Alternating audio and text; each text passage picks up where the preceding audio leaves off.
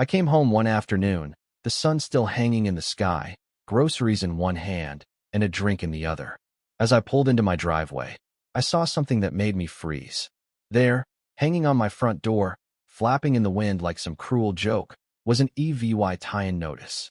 It was bright pink, slapped on with some scotch tape, crookedly, of course.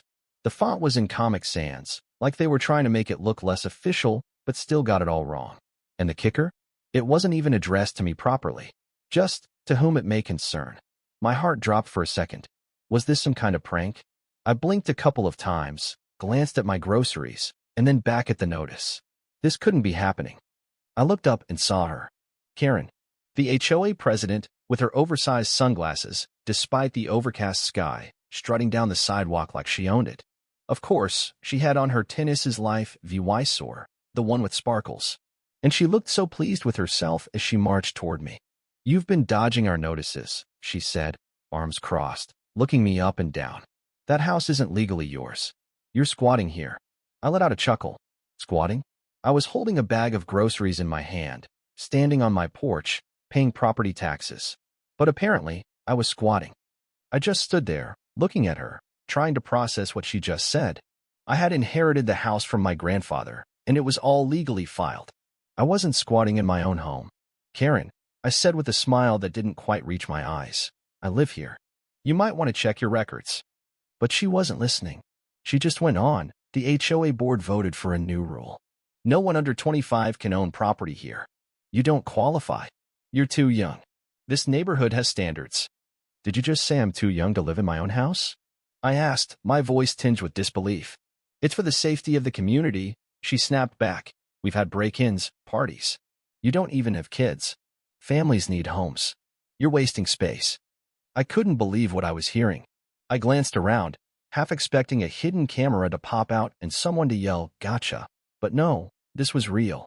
This was Karen, the neighborhood's self-appointed sheriff. At this point, I was more amused than angry. But I knew this wasn't going away anytime soon. It wasn't just the HOA rule she was playing with, it was control. She didn't like me, and now she wanted to kick me out. Over the next few days, the harassment didn't stop. I received fines for everything. My garage door was off-white, apparently. My mailbox? Too rural for the suburban aesthetic. Trash cans left out 10 minutes too early. It was like she had made it her full-time job to make my life miserable. But I wasn't going to let her win. I started documenting everything. I installed security cameras all around the house. High-res, discreet, but enough to catch anything. Every notice, every fine, every conversation I had with her, I recorded. I wasn't going to get buried under technicalities. I was going to fight back with the one thing she clearly underestimated: paperwork. Then came the secret meeting notice. A neighbor, Ruth, slipped a note under my door one morning, warning me about Karen's latest move. Karen had scheduled a closed board meeting to vote on revoking my HOA membership and forcing me to sell. Ruth, an older woman in her 60s, was clearly worried for me, but I had a plan. I wasn't bluffing. I started digging into the HOA's bylaws, cross-referencing them with city statutes. That's when I found the cracks.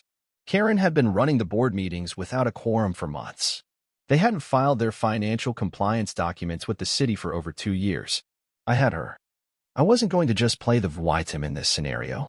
I was going to expose her. I pulled all the documents I could find, gathered audio from their public meetings thanks to state transparency laws, and got everything in order. And then I sent an email to the city clerk's office. I CC'd the public housing director and the mayor's liaison. I didn't want to pull rank, but I knew my father, the mayor, could help. Not yet, though. Not until Karen had dug her own grave deeper. A few days later, it got worse. Karen sent me a fine for whiting an unauthorized shade structure in my backyard. The so-called violation was my grandfather's pergola, built back in 1999, fully permitted. I couldn't help but laugh. She was clearly losing her mind at this point, trying to come up with anything to force me out. But that was when the real fun began. Karen started flying drones over my property, spying on me and the neighbors. She was trying to catch me in the act of something, anything. But what she didn't realize was that the more she did, the more I had on her. I captured the drone footage, timestamped it, and filed a complaint with the FAA for unauthorized surveillance. Then, the final nail in the coffin came. I got an encrypted USB drive from Ruth, filled with audio recordings from the HOA's secret meetings. There was no denying it now. Karen had been manipulating votes, deleting complaints, and worst of all, planning to push me out by any means necessary. She even said, "We need to make it hard for Liam, make him sell." I wasn't going to stand for this. I forwarded the recordings to local journalists, the city council, and the state housing oversight board. It was time to expose Karen for the fraud she was. That night, I watched from my porch as Karen's SUV parked across the street, lights off. She wasn't even trying to hide anymore. I knew she was waiting for something, but she didn't know what was coming next. 2 days later, the article dropped. Local bloggers and media outlets picked it up, exposing Karen's illegal actions. The comments flooded in. Neighbors started sharing their own stories about her. She had pushed too far this time. And then came the vote. The one that would remove Karen from power. My neighbors rallied around, and the motion passed overwhelmingly. 87 fan tram in favor of removing her as president, disbanding her board, and rewriting the entire HOA charter. Karen, of course, didn't take it well. She called an emergency meeting, trying to manipulate people again. But when the city officials showed up, the game was up. The power she had wielded through fear and manipulation crumbled, piece by piece. She tried to run, but it was too late. A few days later, she tried one final stunt. She broke into my backyard in the middle of the night, wearing black like a bad cat burglar, trying to cut the wires on my security cameras. What she didn't know was that I had already backed up everything to the cloud. I watched her trip over a sprinkler and faceplant into a rose bush. The police showed up shortly after, and Karen's reign was over. But the real VY Tory? It wasn't about Karen getting arrested. It wasn't about the fines or the drone footage.